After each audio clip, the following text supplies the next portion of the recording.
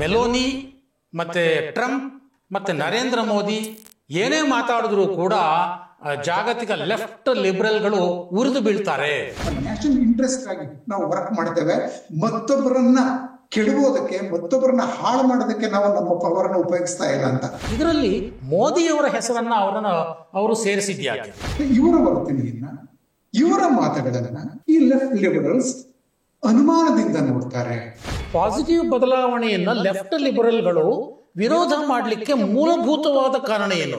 ಮೋದಿಯವರನ್ನ ಸೋಲಿಸೋದಕ್ಕೋಸ್ಕರ $21 billion ಅದು ಖರ್ಚು ಮಾಡಿತ್ತು. ಈ ವಲಸಿಗರ ನೆಪ ಲೆಫ್ಟ್ ಲಿಬರಲ್ಗಳನ್ನ ಯಾವ ರೀತಿ, ಯಾವ ದಿಕ್ಕಿಗೆ ಕೊಂಡೊಯ್ತಾ ಇದೆ ಅಂತ. ಜಸ್ಟಿನ್ ಟ್ರೂಡೋ ಅವರ ತಂದೆ ಇವರೆಲ್ಲ ಸೃಷ್ಟಿ ಮಾಡಿದಂತ ವ್ಯವಸ್ಥೆಯಿಂದ ಅನುಕೂಲ ಆಗ್ತಾ ಇದ್ದದ್ದು ಜಗತ್ತಿನ ಒಟ್ಟಾರೆ ಮಾನವ ಕುಲಕ್ಕೆ ಅಲ್ಲ. ಟ್ರಂಪ್ ಮತ್ತೆ ಇಲಾನ್ ಮಸ್ಕ್ ಬಂದ್ ಮಾಡಿದ್ರಿಂದ ಇವರ ಜೇಬಿಗೆ ಪ್ರತಿ ರೆಗ್ಯುಲರ್ ದುಡ್ಡು ಬರ್ತಾ ಇತ್ತಲ್ಲ, ಅದು ನಿಂತು ಹೋಗ್ತದೆ. ಸ್ನೇಹಿತರೆ ನಮಸ್ಕಾರ, ಹೊಸ ದಿಗಂತ ಡಿಜಿಟಲ್ ಚಾನಲ್ಗೆ ಸ್ವಾಗತ. ಇವತ್ತಿನ ದಿನಗಳಲ್ಲಿ ನಾವು ಭಾರತದ ವಿಚಾರ ಪ್ರಪಂಚದ ಅನೇಕ ದೇಶಗಳಲ್ಲಿ ಚರ್ಚೆ ಆಗ್ತಿರೋದನ್ನು ನಾವು ನೋಡ್ತಾ ಇದ್ದೇವೆ. ಬಹುಶಃ ಈ ದಶಕದ ಬಿಟ್ಟರೆ ಹಿಂದಿನ ಯಾವ ದಶಕದಲ್ಲೂ ಭಾರತ ಇಷ್ಟೊಂದು ಜಾಗತಿಕವಾಗಿ ಚರ್ಚೆ ಆಗಿರಲಿಲ್ವೇನೋ. ಈಗ ಭಾರತ ಅಷ್ಟರ ಮಟ್ಟಿಗೆ ಚರ್ಚೆ ಆಗಲಿಕ್ಕೆ ಕಾರಣ ಏನು? ಭಾರತ ನಿಜಕ್ಕೂ ಶಕ್ತಿಶಾಲಿ ರಾಷ್ಟ್ರವಾಗಿ ಬೆಳೀತಾ, ಅಥವಾ ಭಾರತದ ನಾಯಕತ್ವ ವಿಶ್ವ ನಾಯಕತ್ವ ಆಗುವಷ್ಟ ಒಂದು ಹೆಜ್ಜೆಯನ್ನು ಇಡ್ತಾ ಇದೆಯಾ? ಈ ಎಲ್ಲ ವಿಚಾರಗಳನ್ನು ಮಾತಾಡಲಿಕ್ಕೆ, ಜೊತೆಗೆ ಜಾಗತಿಕವಾಗಿ ಯುರೋಪ್ ಮತ್ತು ಭಾರತದ ನಡುವೆ ಇರುವಂತಹ ಸಮಸ್ಯೆಗಳು ಯಾವ್ಯಾವು, ಯುರೋಪ್ ಇರತಕ್ಕಂತಹ ವಲಸಿಗರ ಸಮಸ್ಯೆಗೆ ಪರಿಹಾರ ಏನು, ಆ ಸಮಸ್ಯೆಯನ್ನು ಭಾರತ ಯಾವ ರೀತಿ ನೋಡಬೇಕು, ಈ ಎಲ್ಲ ವಿಚಾರಗಳನ್ನು, ಈ ಎಲ್ಲ ಜಾಗತಿಕ ವಿಚಾರಗಳನ್ನು ಮಾತಾಡಲಿಕ್ಕೆ ನಮ್ಮ ಜೊತೆ ಇದ್ದಾರೆ ಜಿಯೋ ಪೊಲಿಟಿಕಲ್ ಅನಲಿಸ್ಟ್ ಮತ್ತು ವಿದೇಶ ವ್ಯವಹಾರದ ವಿಷಯ ತಜ್ಞರಾದಂತಹ ಪ್ರೇಮ್ ಶೇಖರ್ ಅವರು. ನಾನು ಪ್ರೇಮ್ ಶೇಖರ್ ಅವರನ್ನು ಈ ಕಾರ್ಯಕ್ರಮಕ್ಕೆ ಸ್ವಾಗತಿಸ್ತೇನೆ. ನಮಸ್ಕಾರ ಸರ್. ನಮಸ್ತೆ. ಸೊ ನಾನು ಈ ಸಣ್ಣ ಬ್ರೀಫಿಂಗ್ ಯಾಕೆ ಕೊಟ್ಟೆ ಅಂತಂದರೆ, ಮೊನ್ನೆ ತಾನೇ ಇಟಲಿಯ ಪ್ರಧಾನಿ ಮೆಲೋನಿ ಅವರು ಒಂದು ಮಾತು ಹೇಳಿದ್ರು. ಮೆಲೋನಿ ಮತ್ತು ಟ್ರಂಪ್ ಮತ್ತು ನರೇಂದ್ರ ಮೋದಿ ಏನೇ ಮಾತಾಡಿದ್ರೂ ಕೂಡ ಜಾಗತಿಕ ಲೆಫ್ಟ್ ಲಿಬರಲ್ಗಳು ಉರಿದು ಬೀಳ್ತಾರೆ. ಆದರೆ ಅವರ ಮಾತಿಗೆ ಈಗ ಪುಡಿಗಾಸಿನ ಕಿಮ್ಮತ್ತಿಲ್ಲ, ಜನಕ್ಕೆ ಇವೆಲ್ಲ ಅರ್ಥ ಆಗಿದೆ, ಇವೆಲ್ಲ ನಡೆಯೋದಿಲ್ಲ. ಸೊ ಈ ರೀತಿಯ ಮಾತುಗಳನ್ನು ಮೆಲೋನಿ ಯಾಕೆ ಆಡಿದರು ಸರ್? ಇದರಲ್ಲಿ ಮೋದಿಯವರ ಹೆಸರನ್ನು ಅವರು ಸೇರಿಸಿದ್ಯಾಕೆ? ಒಟ್ಟಾರೆ ಅವರ ಮಾತಿನ ಹಿನ್ನೆಲೆಯನ್ನು ನೋಡೋದಾದರೆ ಅವರು ಈ ಚರ್ಚೆಗೆ ಯಾಕೆ ಮುಂದಾದರು ಅಂತ. ಎಸ್ ಸರ್, ಹೌದು. ನಮ್ಮ ಈ ಇಂದಿನ ಚರ್ಚೆಯನ್ನ ಈ ವಿಷಯದಿಂದ ನೀವು ಆರಂಭಿಸಬಹುದು. ಜಾರ್ಜಿಯಾ ಮೆಲೋನಿ ಆ ಮಾತನ್ನ ಯಾಕೆ ಹೇಳಿದ್ರು? ಇನ್ಫ್ಯಾಕ್ಟ್ ಅವ್ರು ಏನು ಹೇಳಿದ್ರು ಅಂತಂದ್ರೆ, 90ರ ದಶಕದಲ್ಲಿ ಬಿಲ್ ಕ್ಲಿಂಟನ್ ಅಂದ್ರೆ ಅಮೆರಿಕದ ಆಗಿನ ಅಧ್ಯಕ್ಷ ಮತ್ತೆ ಬ್ರಿಟಿಷ್ ಪ್ರಧಾನಮಂತ್ರಿ ಟೋನಿ ಬ್ಲೇರ್ ಅವರಿಬ್ಬರ ಹೆಸರನ್ನ ಅವರು ವಿಶೇಷವಾಗಿ ಉಲ್ಲೇಖ ಮಾಡಿದ್ರು. ಏನ್ ಹೇಳಿದ್ರು, ಅವರಿಬ್ರು ಆವಾಗ ಏನು ಮಾಡಿದ್ರು, ಏನ್ ಮಾತಾಡಿದ್ರು ಅವ್ರನ್ನ ಸ್ಟೇಟ್ಸ್ ಮ್ಯಾನ್ ಅಂತ ಈ ಲೆಫ್ಟ್ ಲಿಬರಲ್ಸ್ ಹೊಗಳ್ತಾ ಇದ್ರು, ಅಟ್ಟಕ್ಕೇರಿಸ್ತಾ ಇದ್ರು.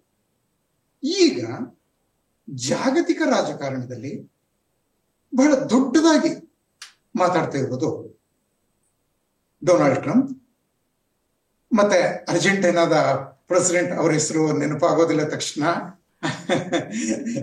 ಜೇವಿಯರ್ ಮಿಲಿನ್. ಎಕ್ಸಾಕ್ಟ್ಲಿ, ಅವರು ದೆನ್ ಖುದ್ದು ತಮ್ಮ ಹೆಸರನ್ನೇ ಹೇಳ್ಕೊಂಡ್ರು, ಜಾರ್ಜಿಯಾ ಮೆಲೋನಿ ಮತ್ತು ಪರ್ಹ್ಯಾಪ್ಸ್ ಮೋದಿ ಅಂತಾನೆ ಹೇಳಿದ್ರು. ಇವರು ಮಾತಾಡಿದಾಗ ಇವರ ವರ್ತನೆಯನ್ನ, ಇವರ ಮಾತುಗಳನ್ನ ಈ ಲೆಫ್ಟ್ ಲಿಬರಲ್ಸ್ ಅನುಮಾನದಿಂದ ನೋಡ್ತಾರೆ, ಅಥವಾ ಇವ್ರನ್ನ ಅನುಮಾನಿಸ್ತಾರೆ, ಅಥವಾ ಟೀಕಿಸ್ತಾರೆ, ಒಪ್ಕೊಳ್ಳೋದಿಲ್ಲ. ಯಾಕೆ ಹೀಗೆ? ಈಗ ಇದನ್ನೇ ನೋಡಿ, ಟೋನಿ ಬ್ಲೇರ್ ಮತ್ತೆ ಬಿಲ್ ಕ್ಲಿಂಟನ್ ಮಾಡದ್ದೇನು? ಬಿಲ್ ಕ್ಲಿಂಟನ್ ಅಮೆರಿಕಾಗೆ ವಿದೇಶ ನೀತಿ ಇಲ್ಲ, ಅಥವಾ ನನ್ನ ಸರ್ಕಾರಕ್ಕೆ ವಿದೇಶ ನೀತಿ ಇಲ್ಲ, ನನಗಿರೋದೇನಿದ್ರು ಆರ್ಥಿಕ ನೀತಿ, ಅಮೆರಿಕಾದ ಕುಸಿದು ಬಿದ್ದಿರುವ ಆರ್ಥಿಕ ವ್ಯವಸ್ಥೆಯನ್ನ ಎತ್ತಿ ಹಿಡಿಯೋದಷ್ಟೇ ನನ್ನ ಕೆಲಸ, ಅದಕ್ಕಾಗಿಯೇ ನಾನು ಪ್ರೆಸಿಡೆಂಟ್ ಆಗಿರೋದು ಅಂತ ಹೇಳ್ಕೊಂಡು ಬಂದಂತ ವ್ಯಕ್ತಿ ಆ ಪೂರ್ವ ಯುರೋಪ್ನಲ್ಲಿ ಬಾಲ್ಕನ್ನಲ್ಲಿ ಸರ್ಬಿಯಾ ಮೇಲೆ ಅಟ್ಯಾಕ್ ಮಾಡಿದ್ದು ಮತ್ತೆ ಬೇರೆ ಬೇರೆ ದೇಶಗಳಲ್ಲಿ ಒಂದು ಅಧಿಕಾರ ಬದಲಾವಣೆಗೆ ಪ್ರಯತ್ನ ಪಟ್ಟದ್ದು, ಸೀಕ್ರೆಟ್ ಆಗಿ ಅದಕ್ಕೆ ವ್ಯವಸ್ಥೆ ಮಾಡದ್ದು, ಮತ್ತೆ ವೈಟ್ ಹೌಸ್ ಒಳಗಡೆನೆ ಅವ್ರು ಮಾಡದಂತ ಕೆಲವು ತೀರಾ ಅಹಿತಕರ ವರ್ತನೆಗಳು, ಅದನ್ನೆಲ್ಲ ನಾವು ಈಗ ಕಂಪೇರ್ ಮಾಡಿ ಈಗಿನ ನಾಯಕರ ಬಗ್ಗೆ. ಮತ್ತೆ ಆಕ್ಚುಲಿ ಟೋನಿ ಬ್ಲೇರ್ ಕ್ಲಿಂಟನ್ದು ಒಳ್ಳೆ ಒಂದು ರೀತಿ ಹಿಂಬಾಲಕರ ತರನೇ ವರ್ತಿಸಿದ್ದು ಅವಾಗ, ಆಯ್ತಾ. ಸೊ ಈಗಿನ ಯೋಚನೆ ಮಾಡಿ, ಈಗ ಮೋದಿ ಅವ್ರನ್ನ ತಗೊಳ್ಳಿ, ಅರ್ಜೆಂಟೀನಾ ಪ್ರೆಸಿಡೆಂಟ್ ಅವ್ರನ್ನ ತಗೊಳ್ಳಿ, ಮೆಲೋನಿ ಅವರನ್ನ ತಗೊಳ್ಳಿ, ಮತ್ತೆ ಟ್ರಂಪ್, ಇವರೆಲ್ಲ ಏನ್ ಮಾಡ್ತಾರೆ? ಪ್ರಪಂಚ ಒಂದು ಒಂದು ಒಂದು ಒಂದು ಒಂದು ಕೆಟ್ಟ ದಾರಿಯಲ್ಲಿ ಸಾಗ್ತಾ ಇದ್ದದನ್ನ ಒಳ್ಳೆ ದಾರಿಗೆ ತರ್ತಾ ಇದ್ದಾರೆ. ಅಂದ್ರೆ ಲೆಫ್ಟ್ ಲಿಬರಲ್ಸ್ಗೆ ಅದು ಒಳ್ಳೆ ದಾರಿಯಾಗಿದ್ದಿರ್ಬೋದು, ಯಾಕಂದ್ರೆ ಅವರು ಪ್ರಪಂಚಕ್ಕೆ ತೋರಿಸ್ತಾ ಇದ್ದದ್ದೇ ಆ ದಾರಿ, ಆಯ್ತಾ. ಅದರಿಂದ ಏನಾಗಿದೆ ಆಕ್ಚುಲಿ ಆ ವೋಕಿಸಮ್ ಇದು ಇಂಥದೆಲ್ಲ ಜಾಸ್ತಿ ಆಯಿತು, ಡೀಪ್ ಸ್ಟೇಟ್ ನ ಪ್ರಭಾವ ಜಾಸ್ತಿ ಆಯಿತು. ಅಮೆರಿಕ USAID ಡೀಪ್ ಸ್ಟೇಟ್ ನ ಒಂದು ಅಂಗವಾಗಿ ತನ್ನ 60ರಿಂದ 72 ಬಿಲಿಯನ್ ಡಾಲರ್ಗಳ ವಾರ್ಷಿಕ ಅನುದಾನವನ್ನ ಜಗತ್ತಿನಾದ್ಯಂತ ಒಂದು ಸರ್ಕಾರಗಳನ್ನ ಬದಲಾಯಿಸೋದಕ್ಕೆ ಒಂದು ಅರಾಜಕತೆಯನ್ನು ಉಂಟು ಮಾಡೋದಕ್ಕೆ ಬಳಸೋದಕ್ಕೆ ಶುರುವಾಯಿತು, ಆಯ್ತಾ. ಇದಕ್ಕೆಲ್ಲ ಶುರು ಮಾಡಿದ್ದು ದೊಡ್ಡದಾಗಿ ತುಂಬಾ ಹಿಂದೆನೆ ಶುರುವಾಗಿತ್ತು. ಇದು ದೊಡ್ಡದಾಗಿ ಶುರು ಮಾಡಿದ್ದು ಬಿಲ್ ಕ್ಲಿಂಟನ್. ಈಗ ಟ್ರಂಪ್ ಅದರಿಂದ ಜಗತ್ತನ್ನ ಹೊರಗೆ ತರ್ತಾ ಇದ್ದಾರೆ. ಇಲಾನ್ ಮಸ್ಕ್ ಹೇಳಿದ್ದೇನೆ, ಆ ಒಂದು USAID ಆಫೀಸನ್ನ ಅದು ಒಂದು ವಿಷ ಸರ್ಪಗಳ ಹುತ್ತ ಅಂತ ಹೇಳಿದ್ರು. ಇನ್ಫ್ಯಾಕ್ಟ್ USAID ತಕ್ಷಣ ನಮಗೆ ಅದು ಎಂತ ಕೆಟ್ಟದ್ದು ಅಂತ ಗೊತ್ತಾಗ್ಬೇಕಾದ್ರೆ ಬಾಂಗ್ಲಾದೇಶದಲ್ಲಿ ಏನಾಯ್ತು ಅನ್ನೋದನ್ನ ನೋಡಿ. ಮತ್ತೆ ನಮ್ಮಲ್ಲಿಯೂ ಸಹ ಕಳೆದ ಎಲೆಕ್ಷನ್ ಅಲ್ಲಿ ಮೋದಿಯವರನ್ನ ಸೋಲಿಸೋದಕ್ಕೋಸ್ಕರ 21 ಮಿಲಿಯನ್ ಡಾಲರ್ಗಳನ್ನ ಅದು ಖರ್ಚು ಮಾಡಿತ್ತು ಅಂತೆಲ್ಲ ನೋಡಿದಾಗ ಆ ಒಂದು ಕ್ಲಿಂಟನ್ ಮತ್ತೆ ಟೋನಿ ಬ್ಲೇರ್ ಪ್ರಪಂಚಕ್ಕೆ ಹಾಕ್ಬಿಟ್ಟಿದ್ದಂತ ದಾರಿ ಅದೆಷ್ಟು ಕೆಟ್ಟದಾಗಿತ್ತು ಅಂತ ಒಂದು ಅರಿವು ಬರ್ತದೆ. ಅದನ್ನೆಲ್ಲ ಜಗತ್ತಿಗೆ ಮನಗಣಿಸ್ತಾ ಇರೋದು ಟ್ರಂಪ್. ಮತ್ತೆ ಅದಕ್ಕೆ ತಕ್ಕಾಗಿ ದೇಶದಲ್ಲೂ ಸಹ ಸರಿಯಾದ ಕಾರ್ಯಕ್ರಮ ತಗೋತಾ ಇರೋದು ಇವರು ಮೋದಿ ಅವರು. ಮತ್ತೆ ಅರ್ಜೆಂಟೀನ್ ಪ್ರೆಸಿಡೆಂಟ್ ಸಹ ಅವರು ಕಂಪ್ಲೀಟ್ ಹಾಳಾಗಿದ್ದ ಇಕಾನಮಿಯನ್ನ ಮತ್ತೆ ಬಹಳ ತುಂಬಾ ಕ್ಷಿಪ್ರ ಕಾಲದಲ್ಲಿ ಸರಿಯಾದ ದಾರಿಗೆ ತಂದಿದ್ದಾರೆ. ಮೆಲೋನಿ ಸಹ ಅದನ್ನೇ ಮಾಡ್ತಾ ಇದ್ದಾರೆ. ಅವ್ರು ಹೇಳಿದ್ರಲ್ಲ, ನಾವು ನಮ್ಮ ಜನಗಳ ಹಿತಕ್ಕಾಗಿ ಮತ್ತೆ ನಮ್ಮ ನ್ಯಾಷನಲ್ ಇಂಟ್ರೆಸ್ಟ್ ಆಗಿ ನಾವು ವರ್ಕ್ ಮಾಡ್ತೇವೆ, ಮತ್ತೊಬ್ಬರನ್ನ ಕೆಡಬೋದಕ್ಕೆ ಮತ್ತೊಬ್ಬರನ್ನ ಹಾಳು ಮಾಡೋದಕ್ಕೆ ನಾವು ನಮ್ಮ ಪವರ್ನ ಉಪಯೋಗಿಸ್ತಾ ಇಲ್ಲ ಅಂತ. ಈಗ ನೋಡಿದಾಗ ಆಗ ಹಿಂದೆ ಏನ್ ನಡೆದಿತ್ತು, ಈಗ ಏನ್ ನಡೀತಾ ಇದೆ, ಹಿಂದಿನವ್ರಿಗಿಂತ ಈಗಿನವರು ಎಷ್ಟು ಉತ್ತಮವಾದಂತ ಒಂದು ಜಾಗತಿಕ ವ್ಯವಸ್ಥೆಯನ್ನು ಸೃಷ್ಟಿ ಮಾಡ್ತಾ ಇದ್ದಾರೆ ಅನ್ನೋದರ ಒಂದು ಝಲಕ್ ಅನ್ನ ಜಾರ್ಜಿಯಾ ಮೆಲೋನಿ ಪ್ರಪಂಚದ ಮುಂದೆ ಇಟ್ಟಿದ್ದಾರೆ. ಇನ್ಫ್ಯಾಕ್ಟ್ ಇದೆಲ್ಲ ತುಂಬಾ ಜನಕ್ಕೆ ಅರ್ಥವಾಗಿದೆ, ಅವ್ರು ಹೇಳಿದ್ದು ಸತ್ಯ ಅಂತ. ಆದ್ರೆ ಕೆಲವ್ರಿಗೆ ಅರ್ಥವಾಗಿರ್ಲಿಲ್ಲ ಅಥವಾ ಅರ್ಥ ಆದ್ರೂ ಸಹ ಆಗದ ರೀತಿ ನಟಿಸ್ತಾ ಇದ್ರು. ಅವರ ಮುಖಕ್ಕೆ ಹೊಡೆದ ಹಾಗೆ ಮೆಲೋನಿ ಹೇಳಿದ್ದಾರೆ. ಇದು ಪ್ರಪಂಚ ಇನ್ನಷ್ಟು ಎಚ್ಚೆತ್ತುಕೋಬೇಕು. ಇನ್ಫ್ಯಾಕ್ಟ್ ಇದೇ ಮಾತನ್ನು ಒಂದ್ ಸ್ವಲ್ಪ ಜೈಶಂಕರ್ ಅವರು 2 ವರ್ಷದ ಹಿಂದೆನೆ ಹಾರ್ಟ್ ಆಫ್ ಯುರೋಪ್ ನಲ್ಲಿ ಸ್ಲೋವೇನಿಯಾದಲ್ಲಿ ಮತ್ತೆ ವಿಯೆನ್ನಾದಲ್ಲಿ ಕೂತ್ಕೊಂಡು ಹೇಳಿದ್ರು. ಆವಾಗ ಕೆಲವು ಯುರೋಪಿಯನ್ ನಾಯಕರು ಅದನ್ನು ಒಪ್ಕೊಂಡಿದ್ರು. There seems to a truth in what he says ಅಂತ ಜರ್ಮನ್ ಚಾನ್ಸಲರ್ ಈಗ ಮನೆಗೆ ಹೋಗ್ತಾ ಇದ್ದಾರೆ ಅವರು, ಆಯ್ತಾ, ಓಲಾಫ್ ಶೋಲ್ ಒಪ್ಕೊಂಡಿದ್ರು, ಆಯ್ತಾ. ಹೀಗಾಗಿ ಏನಾಗಿದೆ ಅಂದ್ರೆ ಅಂದ್ರೆ ಹೊಸ ಜಾಗತಿಕ ವ್ಯವಸ್ಥೆ ಈ 4 ಜನ ಮೆಲೋನಿ ಅವರನ್ನು ಸೇರಿ ಸೃಷ್ಟಿಸ್ತಾ ಇದ್ದಾರಲ್ಲ, ಅದು ಹಿಂದಿಗಿಂತಲೂ ಇಂದು ಪ್ರಪಂಚವನ್ನ ಜನ ಇರೋದಕ್ಕೆ ಇನ್ನಷ್ಟು ಹಿತಕರವಾಗಿ ಬದಲಾಯಿಸ್ತಾ ಇದೆ. ಇದನ್ನ ನಾವು ಒಪ್ಕೋಬೇಕು. ಅಂದ್ರೆ ಜನಹಿತಕ್ಕೆ ಒಂದು ಬದಲಾವಣೆ ಆಗ್ತಾ ಇದೆ. ಆದರೆ ಈ ಪಾಸಿಟಿವ್ ಬದಲಾವಣೆಯನ್ನು ಲೆಫ್ಟ್ ಲಿಬರಲ್ಗಳು ವಿರೋಧ ಮಾಡಲಿಕ್ಕೆ ಮೂಲಭೂತವಾದ ಕಾರಣ ಏನು? ಇತ್ತೀಚಿನ ದಶಕದಲ್ಲಿ ವಲಸಿಗರ ಒಂದು ವಿಚಾರವನ್ನು ಇಟ್ಟುಕೊಂಡು ಲೆಫ್ಟ್ ಲಿಬರಲ್ಸ್ ಮತ್ತು ಇಸ್ಲಾಂ ಮತಾಂಧರು ಒಂದು ರೀತಿಯಲ್ಲಿ ಒಂದೇ ರೀತಿಯಲ್ಲಿ ಮಾತಾಡುವಂಥದ್ದು, ಒಂದೇ ರೀತಿ ಯಾವುದೋ ಒಂದು ಕೋಆರ್ಡಿನೇಟೆಡ್ ಇದರಲ್ಲಿ ತಮ್ಮ ವಿರೋಧವನ್ನು ವ್ಯಕ್ತಪಡಿಸೋದು, ಈ ರೀತಿ ನಡೀತಾ ಇದೆ.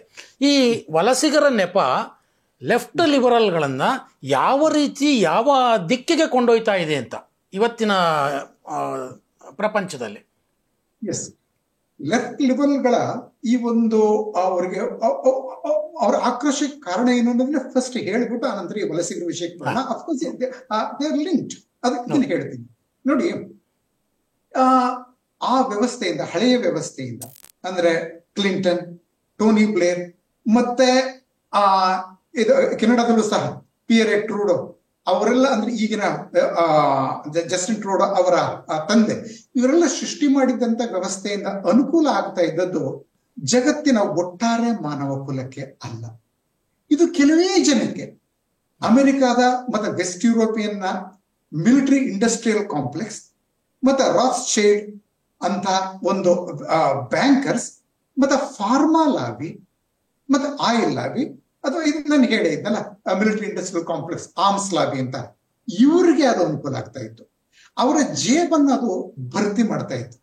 ಮತ್ತೆ ಅವರನ್ನ ಹೊಗಳ್ಕೊಂಡು ಅವರ ಪರವಾಗಿ ಪ್ರಚಾರ ಮಾಡಿಕೊಂಡು ತಮ್ಮ ಜೇಬನ್ನ ಭರ್ತಿ ಮಾಡ್ಕೊಳ್ಳುವಂತ ಪತ್ರಕರ್ತರು, ವಿಚಾರವಾದಿಗಳು, ತಥಾಕಥಿತ ವಿಚಾರವಾದಿಗಳು, ಆಯ್ತಾ, left liberal, they are actually illiberal, ಆದ್ರೆ ಅವರು ಲಿಬರಲ್ ಅನ್ಕೋತಾರೆ.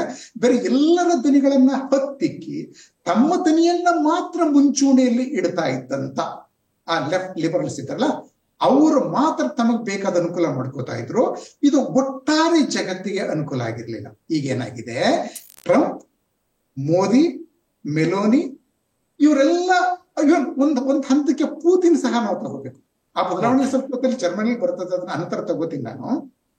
ಅದರಿಂದ ಏನಾಗುತ್ತೆ, ಇವರ ಅಂದ್ರೆ ಇದುವರೆಗೆ ಒಂದು ಸೃಷ್ಟಿಯಾಗಿತ್ತಲ್ಲ ಪಟ್ಟಭದ್ರ ಹಿತಾಸಕ್ತಿಗಳು, ಸೋ ಕಾಲ್ಡ್ ಲಿಬರಲ್, ಆಯ್ತಾ, ಹಿತಾಸಕ್ತಿ, ಅವರ ಜೇಬಿಗೆ ಹಣ ಬರೋದು ಕಡಿಮೆ ಆಗ್ತದೆ. ನೋಡಿ ಯಾವ ಕಾರಣದಿಂದ ಇವರಿಗೆ ಆಕ್ಚುಲಿ ಇವರ ಬೆಳೆ ಬೇಯ್ತಾ ಇತ್ತು, ಇವರ ಬ್ಯಾಂಕ್ ಬ್ಯಾಲೆನ್ಸ್ ಬೆಳೀತಾ ಇತ್ತು, ಏಕಾಏಕಿ ಅದು ಒಂದಿನ ನಿಂತೋಯ್ತು ಅಂತಂದ್ರೆ ಆಯ್ತಾ, ಖಂಡಿತ ಅದು ಬೇಜಾರುಂಟು ಮಾಡೋದು, ಆಯ್ತಾ, ಆಕ್ರೋಶ ಉಂಟು ಮಾಡೋದು, ಫ್ರಸ್ಟ್ರೇಟ್ ಮಾಡೋದು ಸಹಜ ಅಲ್ವಾ. ಲೆಫ್ಟ್ ಲಿಬರಲ್ಸ್ಗೆ ಆಗ್ತಾ ಇರೋದು ಇದೆ. USAIDಗೆ ಅಂದ್ರೆ United States agency for international development, ಅದಕ್ಕೆ ಗವರ್ನಮೆಂಟ್ ಇಂದ ಸಿಗ್ತಾ ಇದ್ದಂತ ವಾರ್ಷಿಕ ಅನುದಾನ 60 ರಿಂದ 72 ಬಿಲಿಯನ್ ಡಾಲರ್ಗಳು. ಬಿಲಿಯನ್ ಎಷ್ಟು ದೊಡ್ಡ ಅಮೌಂಟ್. ತುಂಬಾ ದೇಶಗಳ ಆನ್ಯುವಲ್ GDP 60 to 72 ಬಿಲಿಯನ್ ಇರೋದಿಲ್ಲ. USAID ಅದನ್ನು ಉಪಯೋಗಿಸೋದು ಏನಕ್ಕೆ, ಆಯ್ತು ಕೆಲವು ಒಳ್ಳೆ ಕೆಲಸನೂ ಮಾಡಿದ್ರೆ ಇಲ್ಲ ಅಂತಲ್ಲ, ಮುಂದೆ ಆ ಬಗ್ಗೆ ಮಾತು ಬಂದ್ರೆ ಅದನ್ನ ಹೇಳ್ತೀನಿ ನಾನು, ಅವ್ರು ಮಾಡಿರೋ ಒಳ್ಳೇದನ್ನು.